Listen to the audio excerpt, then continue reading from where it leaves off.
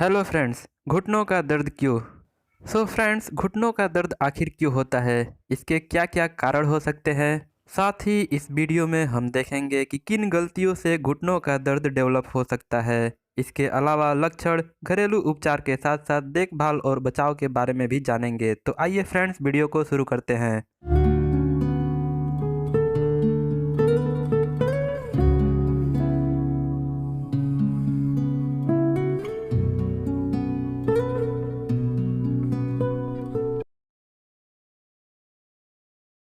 अक्सर बढ़ती उम्र के साथ घुटनों का दर्द देखा जाता है, लेकिन इसका मतलब यह बिल्कुल भी नहीं है कि घुटनों का दर्द केवल ओल्ड एज में ही देखा जा सकता है। यह किसी भी एज ग्रुप को अफेक्ट कर सकता है, क्योंकि इसके डेवलप होने के बहुत सारे कारण हो सकते हैं।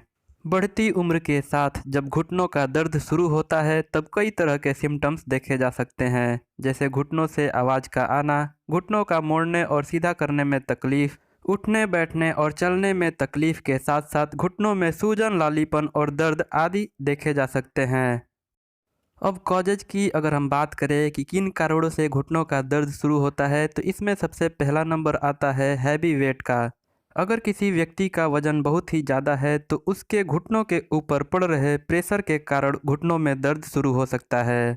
साथ ही ओल्ड एज में मसल्स की कमजोरी और लूज बॉडी के कारण घुटनों का दर्द शुरू हो सकता है। साथ ही फिजिकल एक्टिविटी की कमी और एक्सरसाइज, योगा वगैरह न करने के कारण भी घुटनों का दर्द शुरू हो सकता है। साथ ही इंजरी, प्रीवियस इंजरी और स्पोर्ट्स इंजरी के कारण भी घुटनों का दर्द देखा जा सकता है।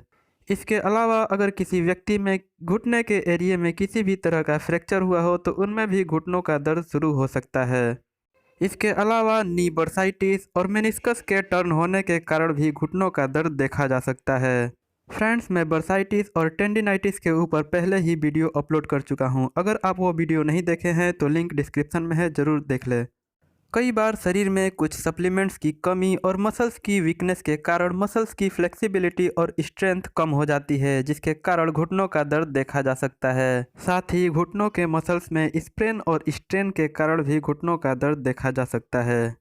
इसके अलावा घुटनों के दर्द का कारण शरीर में यूरिक एसिड के लेवल का बढ़ जाना भी हो सकता है। साथ ही ऐसे व्यक्ति जो एक ही पोजीशन में लंबे समय तक खड़े रहते हैं या फिर बैठ के काम करते हैं तो उनमें भी इस तरह के कंडीशंस डेवलप हो सकते हैं।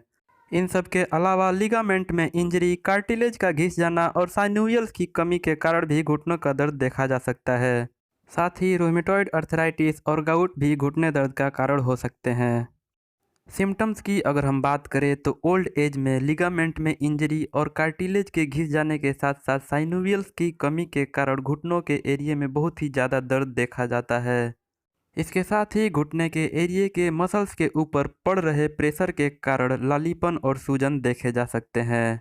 साथ ही पैरों को मूव करने, उठने और बैठने में बहुत ही ज़्यादा तकलीफ देखा जा सकता है। इसके साथ ही मसल्स में स्टिफनेस और घुटने से कट-कट की आवाज़ को ऑब्जर्व किया जा सकता है।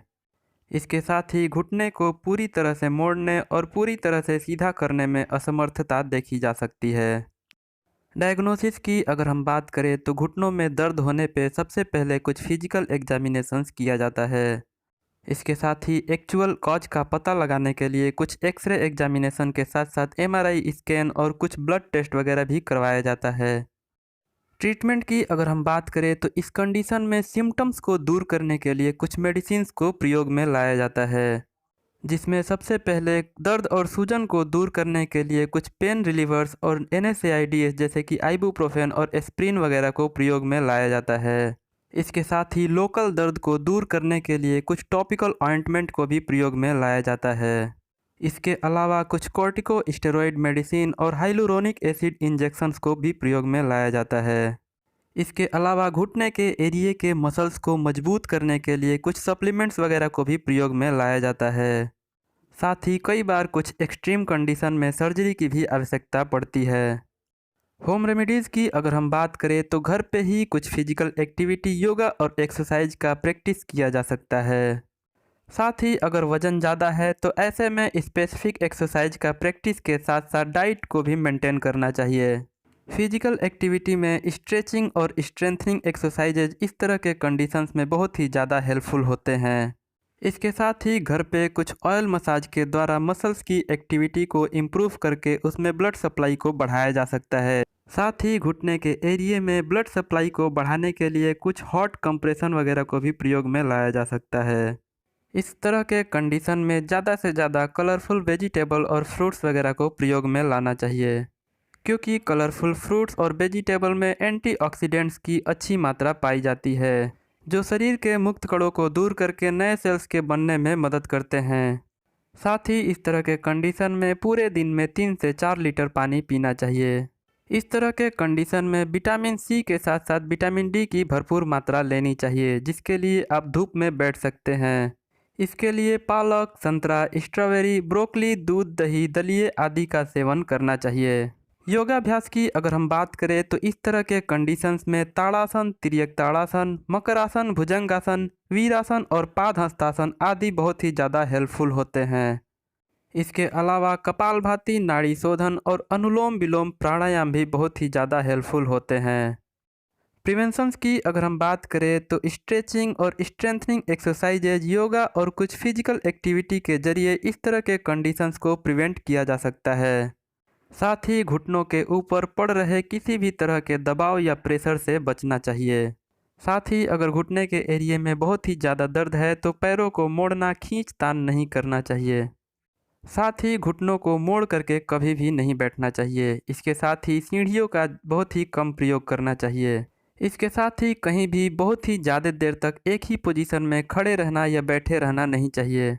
साथ ही भोजन में नमक की मात्रा कम कर लेनी चाहिए, जिससे सूजन कम हो जाता है और हड्डियों के ऊपर भी कोई प्रभाव नहीं पड़ता है। वीडियो कैसा लगा कमेंट करके ज़रूर बताएं। अच्छा लगा तो वीडियो को लाइक करें और चैनल को सब्सक्राइब करें, साथ ही दोस्तों के साथ शेयर करें।